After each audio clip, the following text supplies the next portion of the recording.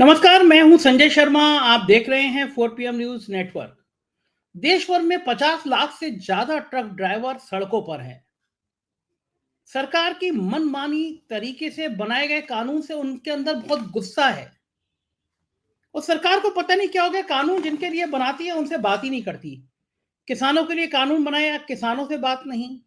छात्रों के लिए कानून बनाया, छात्रों से बात नहीं। और किसी के लिए भी कानून बनाएंगे तो बात नहीं। सरकार तानाशाही पर उतर आई है।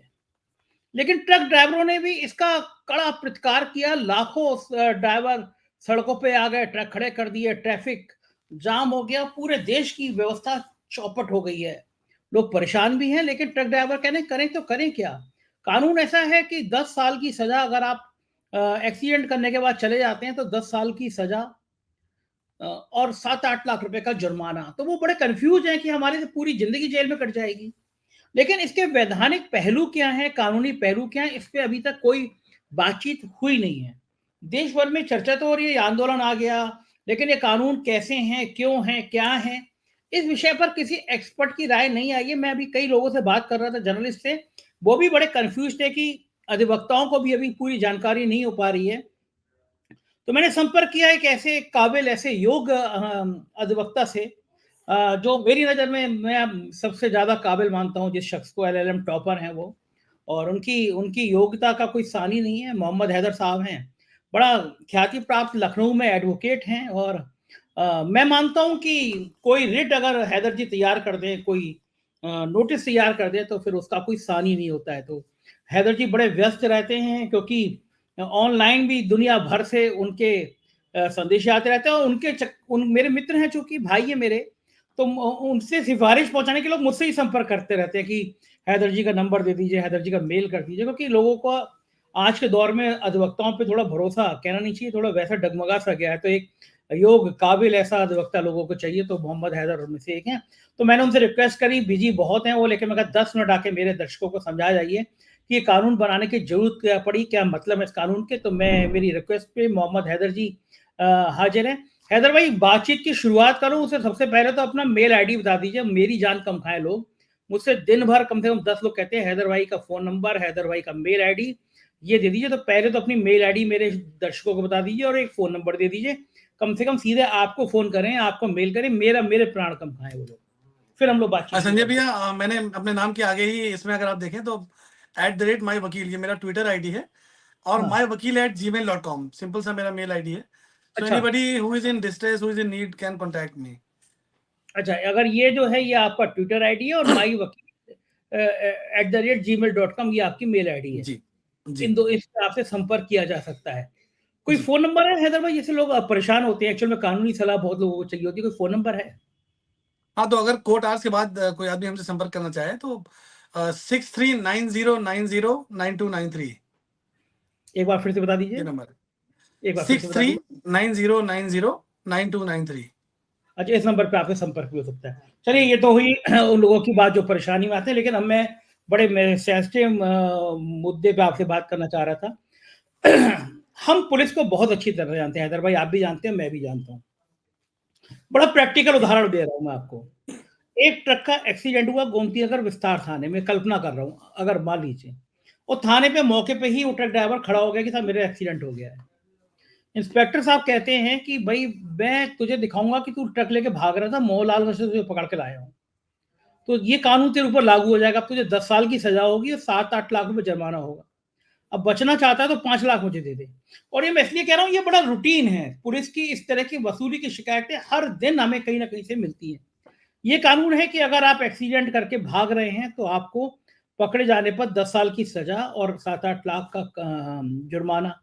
तो ये तो बड़ा खौफनाक कानून है हैदर भाई। ये तो रुकते हैं तो भीड़ पीट पीट के मार देती है, भागते हैं तो पुलिस, क्या जरूरत पड़ी है? ये कानून क्या पहले से था? जरा डिटेल में समझाइए हैदर भाई।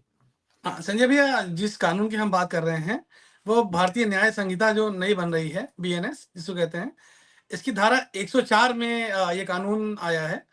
और ये कानून पहले जो था, जिस तरह से विद्यमान था, वो section 304A Indian penal code का था, जो ऐसे सारे प्रकरणों में प्रभावी होता था।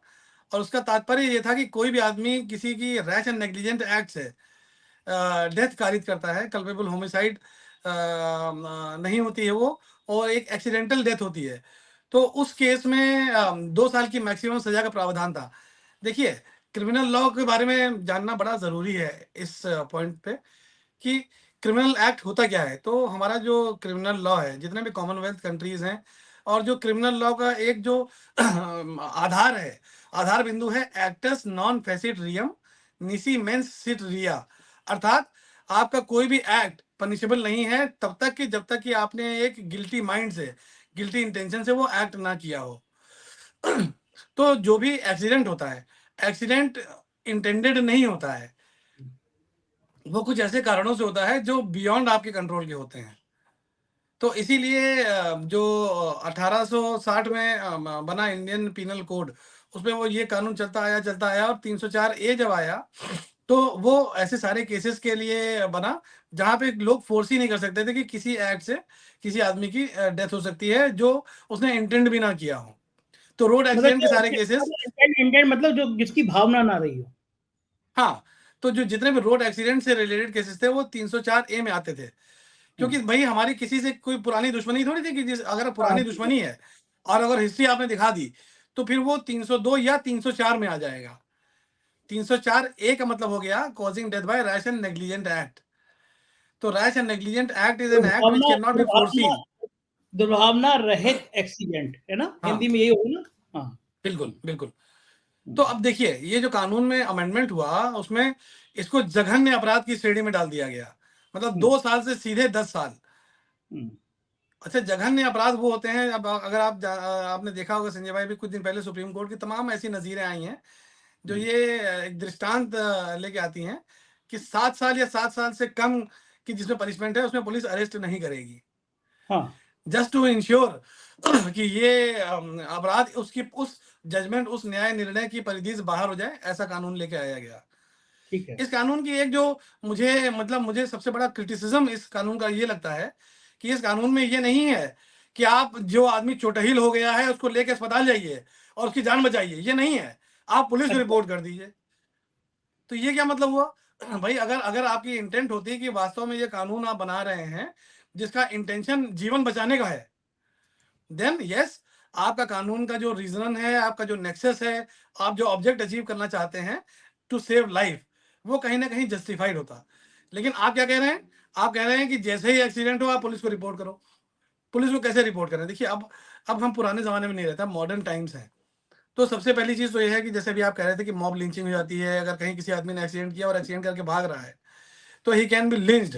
पब्लिक पकड़ लेगी उसको, पब्लिक मार देगी उसको। और हमारे जो ड्राइवर्स होते हैं, जैसे हमारे स्टेट ट्रांसपोर्ट के ड्राइवर्स या प्राइवेट ड्राइवर्स, ट्रक ड्राइवर्स, ये सबसे ज़्यादा वल्नरेबल रहते हैं, दूसरे पक्ष की गलती देखी ही नहीं जाती। जिसकी बड़ी गाड़ी वही अपराधी, कोई अपराधी। हाँ। ऐसा हमारे देश में होता है।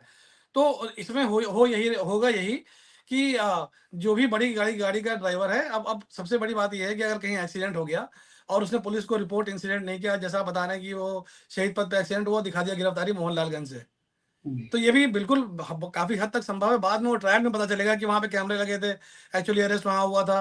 अब वो कैमरे चल रहे हैं कि नहीं चल रहे हैं, कितनी वो सुदृढ़ व्यवस्था है, आसपास के कैमरे में रिकॉर्डिंग हुई है कि नहीं हुई है, मोहनलालगंज में जहाँ से अरेस्ट किया वहाँ पे कैमराज थे कि नहीं थे, ये सब ट्रायल का विषय है। लेकिन जब तक ट्रायल कमेंस होगा, तब तक उस आदमी का काम भर का उत्पीड़न हो चुका होगा।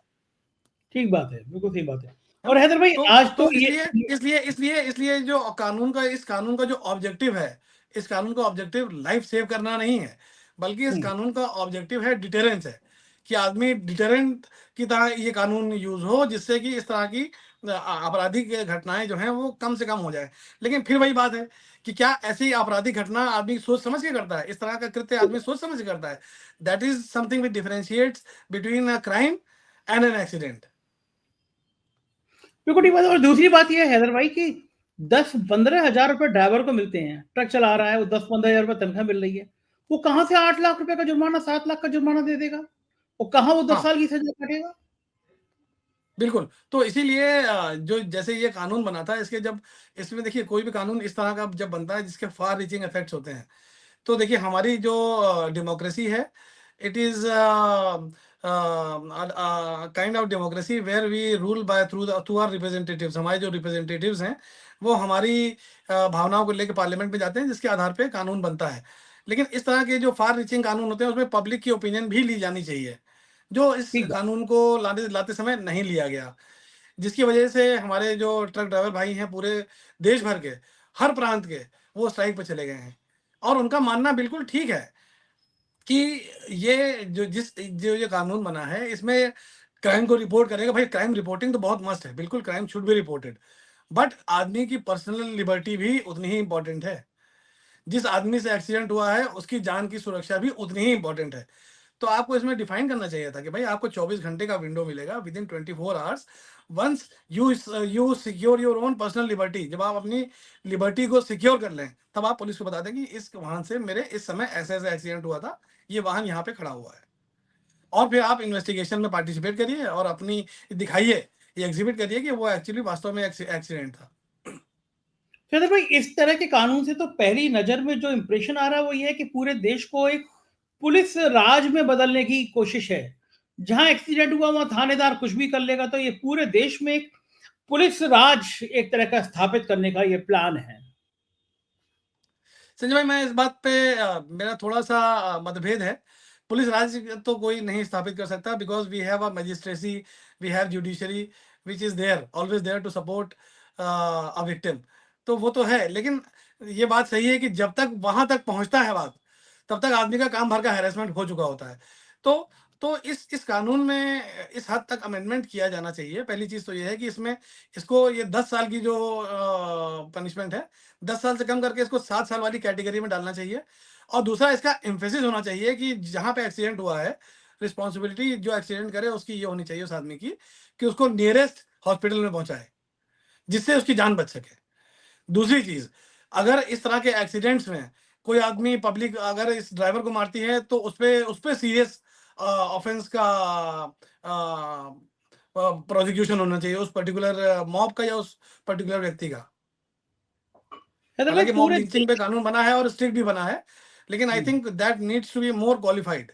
हैदर, पूरे देश में हम देखते हैं कहीं एक्सीडेंट हो जाता है, कोई गली से निकल आया, कोई बीच में से कूद गया, एक्सीडेंट हो गया, बड़ी गाड़ी या ट्रक एकदम ब्रेक भी नहीं मार सकते, और पब्लिक पकड़ के बने ने कितने केस देखे हैं, ट्रक ड्राइवरों के हाथ तोड़ दिए, पैर तोड़ दिए।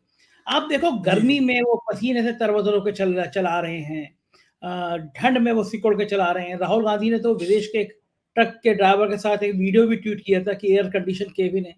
उन्होंने कहा कि भाई हमारे ड्राइवरों की एक होनी चाहिए, एक 20-20 दिन लगातार सफर कर रहे हैं, रास्ते में हाईवे पे इतना टैक्स लेती है सरकार, हाईवे पे उनको बढ़िया सुविधा नहीं है, आराम करने की सुविधा नहीं है, रेस्टोरेंट नहीं है, नहाने की पर्याप्त नहीं है, बेचारे वहीं ट्यूबवेल होता है उसमें कहीं नहा लेते हैं। ये सब इंफ्रास्ट्रक्चर जब आप टैक्स ले रहे हो, नेशनल हाईवे हैं वो, तो उनके लिए, ड्राइवरों के लिए हर 50 या 100 किलोमीटर पे ड्राइवरों को एक हब बनाना चाहिए, जहाँ पे ये मूलभूत समस्या हो, थके नहीं हो, वो आराम करके ट्रक चलाएं तो एक्सीडेंट अपने आप नहीं होंगे। ये सब भी तो सरकार को करना चाहिए ना। डेफिनेटली करना चाहिए। और देखिए, किसी भी एक एक्सीडेंट के बहुत सारे रीजन, बहुत सारे कारक होते हैं। ठीक है, हाईवे पे लाइट्स नहीं है, हाईवे टूटे फूटे हैं, यू टर्न का कोई प्रावधान नहीं है, आदमी बीच से एक कट बना लेता है, रॉन्ग साइड चला आता है। तो इसमें एक्चुअली ये जिस तरह की ऑफेंस है, इसको आपको डिफाइन करना पड़ेगा, सारे पैरामीटर्स डिफाइन करने पड़ेंगे कि क्या वो जो ड्राइवर जिसकी गलती से एक्सीडेंट हुआ है, क्या वो उल्टी रॉन्ग रॉन्ग साइड आ रहा था, नंबर 1। नंबर 2, क्या उसके पास वैलिड ड्राइविंग लाइसेंस था। नंबर 3, जो आदमी चोटहिल हुआ या जो आदमी घायल हुआ, क्या वो वाहन चला रहा था, और जो जो वाहन वो चला रहा था क्या उस वाहन की फिटनेस थी, क्या उसके पास ड्राइविंग लाइसेंस था। तो इसके बहुत सारे कारक हैं। मतलब अगर आप स्ट्रेट जैकेट फॉर्मूला अपना के 10 साल की सजा कर देंगे और उसके ऊपर 7 साल की पेनल्टी केवल इस बात पे लगा देंगे कि उसने टाइमली इंसिडेंट रिपोर्ट नहीं किया, तो दिस इज टिरेनी। हाँ, ये तो दुखद है, ये बेचारे लाखों लोगों के परिवार हैं, उनके लाखों लोगों की परेशानी है। बहुत बहुत शुक्रिया हैदर भाई, इतनी कानूनी जानकारी देने के लिए। मुझे यकीन है ये आपकी जानकारी ट्रक ड्राइवर्स के लिए बड़ी महत्वपूर्ण होगी। धन्यवाद। तो ये तो मोहम्मद हैदर, ये ट्रक ड्राइवरों के लिए समझा रहे थे कि क्या नियम है, और बिल्कुल कायदे की बात कही हैदर जी ने। अब आप सोचिए, हाईवे टूटे फूटे हैं, लाइटें नहीं है, ट्रक ड्राइवर चला जा रहा है, कोई भी गाड़ी वाला चला जा रहा है, अचानक कहीं से गांव से ट्रैक्टर निकल आया, मोटरसाइकिल निकल आई, अब सब पकड़ पकड़ के पीट रहे हैं, लेकिन वो भाग नहीं सकता, कि जा नहीं सकता, क्योंकि कानून आ गया है, भागे तो 10 साल की सजा और 8 साल तक का, 8 लाख रुपए तक का आपको पेनल्टी। सरकार को की हुई मूलभूत चीजों की समझने की जरूरत नहीं है। मैंने जैसे पहले कहा ना, किसानों के लिए बिल ले आए, किसानों ने आंदोलन किया, 800 किसान शहीद हो गए। जब सरकार को लगा कि अब हमारा वोट बैंक पे असर पड़ने लगा, तो वो कानून वापस हो गया, पार्लियामेंट में पास हुआ कानून वापस हो गया। बिल ले आए, ट्रक ड्राइवरों बेचारे सड़क पे आ गए, हंगामा कर रहे हैं, हड़ताल कर रहे हैं, उनके जीवन पे असर पड़ने लगा। और आप देखिएगा, यही हाल ना, ये बिल पास हो गया तो लोगों को ड्राइवर मिलेंगे नहीं। कौन अपनी जान जोखिम में चल के ऐसा करेगा कि 10 साल जेल में रहे और 8 लाख का जुर्माना दे, 10,000 15,000 की नौकरी और 8 लाख का जुर्माना दे। तो सरकार को विचार करना चाहिए। ट्रक ड्राइवरों को कोई शौक नहीं है हड़ताल पे जाने का, उनका परिवार भी परेशान हो रहा है, तो सहानुभूति से सोचे। इस देश में 80-90 लाख ट्रक ड्राइवर, उनके परिवार हैं, लेकिन सरकार शायद सहानुभूति से सोचती नहीं है। वरना ट्रक बनाने वाली कंपनियों के लिए नियम बनाती कि आप पहले ट्रक ड्राइवर का जो केबिन होगा वो एयर कंडीशन होगा, हाईवे पे उनको सुविधा दी जाएंगी, ट्रक ड्राइवर जाएगा, उसको खाने की व्यवस्था होगी, नहाने की व्यवस्था होगी। ट्रक ड्राइवर को तो ये कोई समझते ही नहीं है। हर चौराहे पे ट्रैफिक वाला, पुलिस वाला उनको डंडा मारेगा जैसे वो इंसान ही नहीं हो। आप देखिए, इस समाज में, इस देश में सबसे ज्यादा परेशानी भरी हालत में कोई रहता है तो वो ट्रक ड्राइवर रहता है, लेकिन उसके प्रति किसी की सिंपैथी नहीं है, कोई सहानुभूति नहीं है। बहुत खराब है ये दौर। मुझे लगता है कि सरकार को ये बात सुनाई पड़ेगी, कानून बदलेंगे, ट्रक ड्राइवरों की बात भी सुनी जाएगी। शुक्रिया इस वीडियो को देखने के लिए।